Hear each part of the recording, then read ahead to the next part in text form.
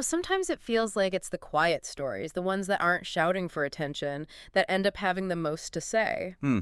Yeah, I think I know what you mean. And today we're diving into one of those quiet stories, a book called The Gardener by Sarah Stewart. Oh, yeah, the gardener?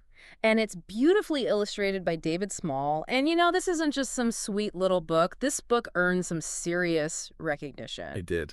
It was a New York Times Notable Children's Book of the Year back in 1997. Wow. And it also snagged a Caldecott honor in 1998. Impressive. Which is really saying something, especially considering that the whole story is told through letters. Yeah, that really speaks to how powerful both the storytelling and the artwork are. Right. It's because they work together so well to draw you in. Yeah. And what's really insightful is how that unique format, using letters, gives us these little peeks into the life of this girl named Lydia Grace Finch. Mm-hmm. And it really pulls you into her experiences, especially because the story is set during the Great Depression back in 1935. Exactly. So you've got this really personal story happening against this huge historical backdrop. Yeah. And that's one of the things that makes The Gardener so fascinating, right? So our mission today is to dig into what makes this book so enduring. Okay, I like it. Why does it stick with people? Yeah. What are those key ideas and themes that Sarah Stewart and David Small so expertly wove together? And how come this story still speaks to readers, even all these years later? It's timeless. Timeless, exactly. Okay, so to get started, let's set the scene. Lydia Grace has to go live with her Uncle Jim in the city because her father has lost his job. Right. Tough times. What do you think is important about how the book starts off like that? Well, the story starts right in the middle of hardship. Hmm. The Great Depression is forcing families apart. Yeah. But what grabs your attention right away is that even with this big change happening, Lydia Grace shows up with a suitcase full of seeds. Mm. And she's clearly passionate about gardening. It's a big part of who she is. And it really says a lot about her character. Even though she's been uprooted, she brings this little piece of hope with her, literally these seeds. That's a great point. And like you said before, that letter format is such a clever choice by the author. Oh, tell me why. Because it lets us hear Lydia Grace's thoughts and feelings directly. Yeah. There's no filter. We experience everything right alongside her. Mm-hmm. And that creates a lot of empathy. Yeah. We really connect with her. Yeah. And that's something that might have been lost if the story was told from a different perspective. That's true. And we think about what was going on back then during the Depression. There was so much uncertainty in the air. Families were dealing with a lot of anxiety. Right. So Lydia Grace's natural optimism stands out even more. It really does. She's like this little ray of sunshine. Exactly. Okay, so let's talk about the other people in Lydia Grace's world. Yeah. We have Lydia Grace, who's just bursting with optimism and has this natural talent for gardening. And then we have her Uncle Jim, who's a baker, but he's also kind of grumpy, never smiles. Oh, yeah, he's a tough one. What do you make of that contrast between them? Well, it's a classic setup, isn't it? Yeah. You've got this vibrant, lively girl entering a world that feels really gloomy and shut off. And it makes you wonder, can that light get through? Can Lydia Grace change things? Can she make her uncle smile?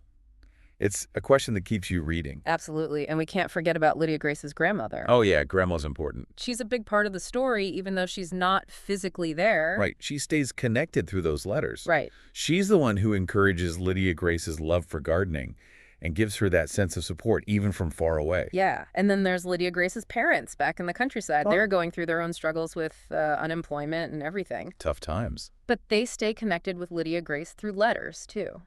Yeah, it's interesting how letters are such a lifeline in this story.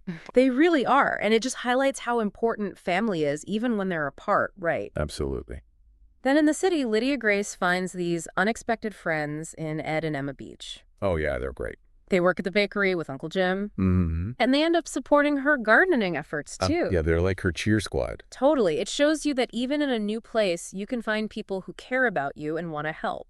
It's like finding a little piece of community wherever you go. Exactly. So what stands out to you about how Lydia Grace's cheerfulness interacts with Uncle Jim's grumpiness? Well, it's like you're hoping for a breakthrough right from the start. Mm-hmm. You want to see those walls come down. Yeah. You're rooting for Lydia Grace to bring some joy into his life. Me too. And it taps into this basic human need to connect and to overcome tough times. Absolutely. So Lydia Grace arrives in this big gray city with her seeds. What's the first thing she does? But she doesn't just sit around feeling sorry for herself. Yeah. She jumps right in and starts planting. She puts flowers in the window boxes at the bakery and even in her own little apartment.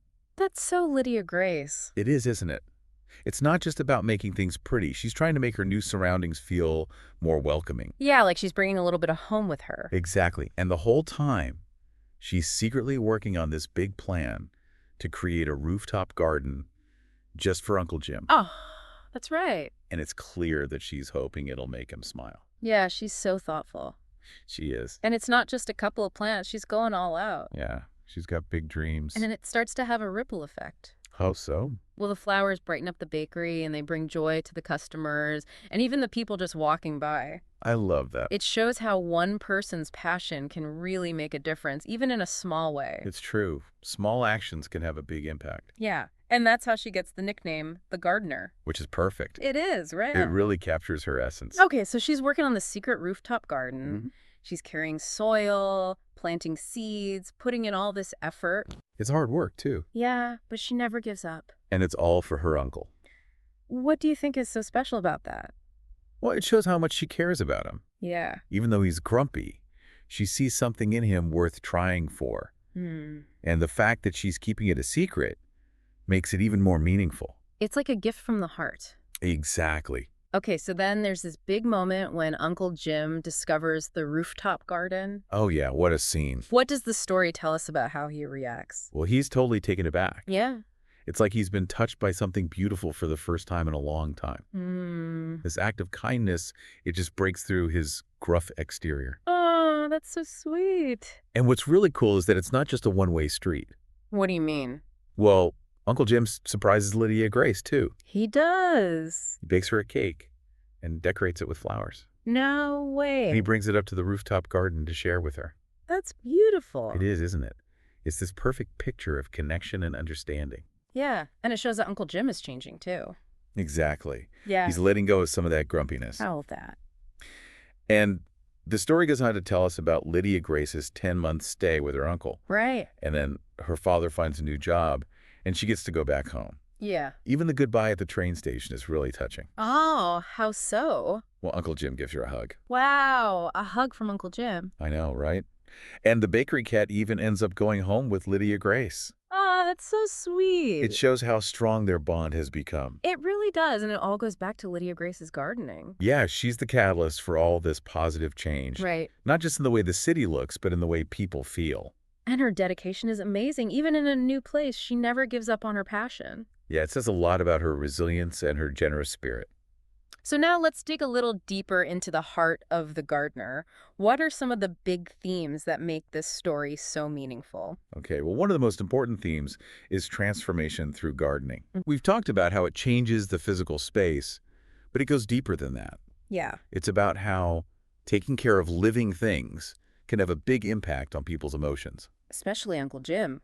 Exactly. He's a perfect example. And then there's the importance of family. Oh, yeah, that's huge. You see it in Lydia Grace's letters and all the support she gets, even though she's far away from her parents. It's that feeling of love and connection that transcends distance. Right. Exactly. And Lydia Grace's resilience and perseverance are really inspiring. Oh, absolutely. She's dealing with a lot of change and uncertainty, but she never gives up on what brings her joy and what she hopes will bring joy to others. Yeah, she's always thinking about other people. Exactly. And that hope and optimism she has is contagious. Yeah. You can't help but feel a little bit more hopeful yourself after reading this book. And that whole rooftop garden project is a testament to her kindness and generosity. It's like this huge act of selfless giving. It really is. And it shows how powerful small acts can be. Right, because those window boxes, they might seem insignificant at first. Yeah. But they lead to something much bigger. It's like a chain reaction of goodness.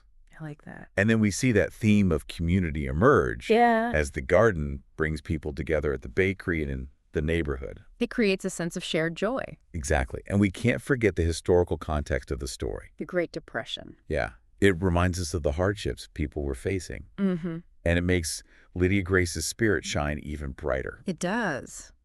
So ultimately, the book is saying that taking care of something living can change things for the better. Yeah. It can transform spaces, and it can transform hearts. And Lydia Grace's main goal is to make her uncle happy. Yeah, she just wants to see him smile. It's such a simple idea, but it's so powerful. And The Gardener isn't the only children's book that explores these connections between nature and positive change. Oh, absolutely not. What other stories come to mind? Well, there are a lot of great books out there that touch on similar themes. Yeah, like what? There's Miss Rumphius by Barbara Cooney. Oh, yeah, I love that one. It's about a woman who makes the world a more beautiful place by planting lupines. It's such a lovely story. And then there's the classic The Secret Garden by Frances Hodgson Burnett. Ah, classic. It shows how a hidden garden can have this amazing healing power. It's about so much more than just plants.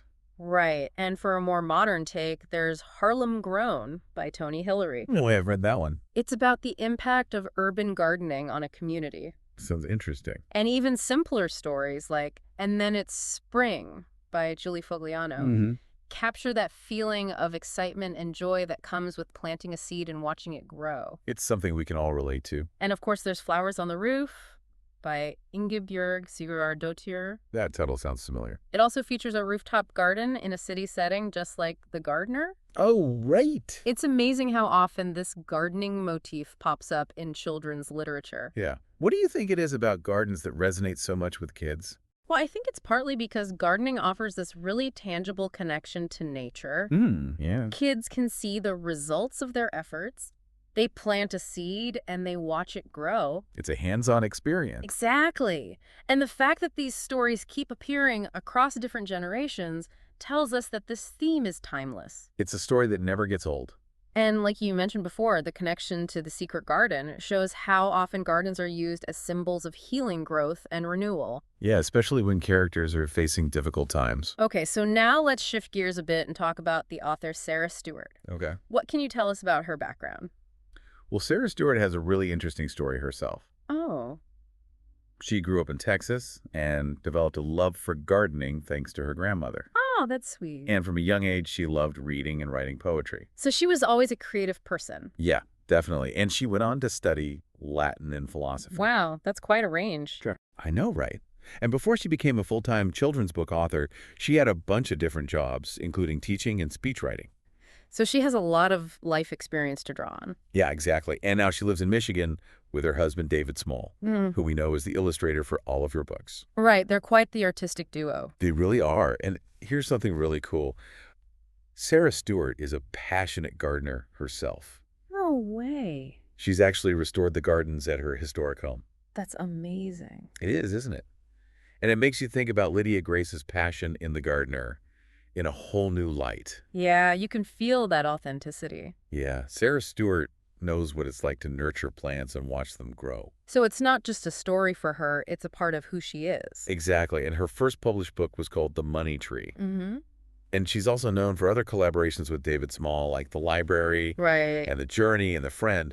They've created so many wonderful books together. And it seems like her diverse background, from literature and language to hands-on gardening, all contributes to her rich storytelling and those meaningful themes she explores. Absolutely, she brings so much to the table. It's really a testament to the power of collaboration. Yeah, when you have two talented people working together like Sarah Stewart and David Small, the results can be magical.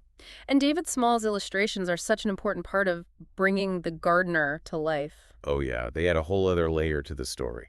It's like they're telling the story alongside the words. Exactly, and you can feel the emotion in every picture. Okay, so as we wrap up our deep dive, what are your final thoughts on The Gardener? What makes it so special and so enduring?